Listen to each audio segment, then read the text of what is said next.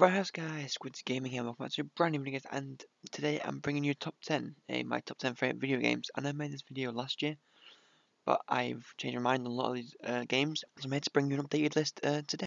However, there is one rule for this video that only one video game per franchise can appear. So, for example, one Halo and one Mario Kart. As it's a top 10 list, guys, there will be some video games that do miss out. Those include the likes of Halo 4, Splatoon, Mario Kart 7, Pokemon Mystery Dungeon Gates to Infinity, Lego Lord of the Rings, and Brawlhalla. So at number 10, guys, is Minecraft. I've given Minecraft a lot of stick in the past, especially using it against Bailey, but I actually quite enjoy Minecraft. It's actually quite a fun game. It's like an open sandbox world. It's sort of like its own unique, sort of created the whole sort of sandbox genre because no other game comes close to that. Although Terraria is very popular in the genre, it's not quite as good selling wise as Minecraft is. Minecraft is the second most popular game of all time. I can see why. You got creative mode, survival mode. Survival mode basically is my least favorite because creative mode is just so much more fun because you can build whatever you want. Of course, the game revolves around building and creating your own stuff, like creating your own structures, creating your own buildings, creating your own worlds in effect. And I quite enjoy that aspect of Minecraft. That's why it's number 10 on the list. And number 9 is Super Smash Bros. For 3DS, or Smash 4. People be complaining, oh, it's not Melee, and it's not Brawl, and it's not the one for Wii U. Yeah, it's the one that's probably people's least favourite, Smash for 3DS. But I enjoy it because it's the game, my first ever Smash game I played, that I owned. I've played Brawl in the past, I haven't played Melee, but I've played the Smash Wii U as well, but I just love the Smash Bros. 3DS game, because you can literally take it anywhere you want. Plus you got the exclusive Smash Run, Smash Run is so much fun, and loads of different characters to unlock. I feel like the Wii U version does improve on Smash 3DS, but I do enjoy the Smash 3DS controls a lot more than I do for the Wii U. Overall, I just love Smash Bros. 3DS, that's why it's at number 9 on this list. And number 8 is my first ever DS game I played, one of my first ever video games I ever played, was Mario Party DS. Now, I no longer have this video game because it was on my R4 card, on my DSi.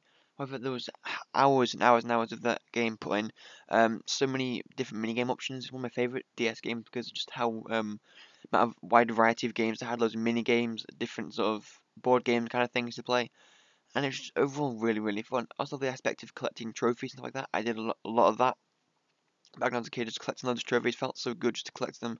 Just like in Smash Bros, you can collect the trophies. I feel like just collecting them is just a huge part of the game, and it's really fun for me. And number 7 is Luigi's Mansion 2: Dark Moon. I don't know why I love this game, but I just do. Something about the game just draws me back every single time.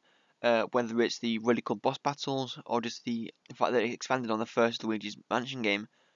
I really love the boss fight at the end with King Boo. I feel like it's really fun and sort of different to what you'd expect. But a lot of the ghosts are pretty cool, some of them are quite funny. And then you got the online mode, which I've played quite a few times, and honestly is very enjoyable. Luigi's Mansion 2 does improve on the original Luigi's Mansion, and it's still a fun game to come back to every now and again. And number 6 is Professor Layton and the Curious Village, the game that really got me into the Professor Layton series.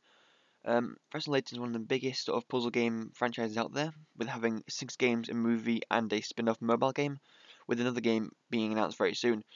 So Professor Layton and the Curious Village, it does what any puzzle game wants. It challenges you, but also remains a fun story mode. It's one of the best games to come out of Level 5 and Nintendo's collaboration, with many of the Professor Layton games in the series also being worthwhile purchases. You can pick this game up for very cheap now as it's an old DS game, but it still provides hours of entertainment, especially with all the puzzles. It has one of the biggest twists in video game history, which I'll not spoil to you, but it's very interesting to hear, and very unusual when you first see it. That's why it's number 6, it's just a fun overall puzzle game. And number 5 is the only Pokemon game on this list, Pokemon Moon. I love this game so much. Just something about the Alola region just draws me back because I love the whole sort of like Hawaiian theme setting. I love those kind of games and movies. But I love Pokemon Moon because it's just so innovating, it's so different. You know, there's no gyms, there's just island challenges, and it looks so awesome. The graphics are they're pretty good. They're definitely a step up from Pokemon Omega Ruby. But the fact that the game introduces loads of new Pokemon, loads of new forms, and loads of different Mega Evolutions makes the game a lot more enjoyable. Especially now as Pokemon Ultra Sun and Ultra Moon have been confirmed to be releasing this November. I can't wait for Christmas to get my hands on Pokemon Ultra Moon and Ultra Sun and play through it. And hopefully it's just as fun as Pokemon Moon was. And before, it's a surprise shock, it's Terraria. I know previously I've stated Terraria is my favourite game of all time. It's not anymore because I've just realised how many other games I've played for longer and are better than Terraria. Although it is fun and it's my current most played game, with about 430 hours on it, but of 800 hours combined. PC is the most fun out of for me, like the Xbox is alright, but mobile is pretty good as well. I have played it on 3DS or I played it on the Nintendo Switch, but it does look very awesome for these consoles. Terraria is one of those games that just surprise you every now and again with new updates, especially as the new, surprising Dungeon Defenders 2 update. This introduced a load of new mechanics into Terraria, including a new event. This game is also surprisingly the 30th most bought game of all time, including all mobile and Xbox purchases, ranking it above most of the Pokemon games and a few Call of Duty games, making it stand out as one of the best sandbox games in its genre. Number 3 is one of my favourite Wii titles. It's Super Mario Galaxy 2. This game I've had for so long and it's just so much fun to play. Like, some Mario games can get stale after a while, including New Super Mario Bros. U and New Super Mario Bros. Wii. However, this game keeps me coming back every single time. The game is so fun. Although the two-player could be expanded a lot more with second player playing as Luigi, instead the second player gets to control Luma. But however, that doesn't make the game any less fun. So many new diverse worlds to explore definitely expands on the original Mario Galaxy.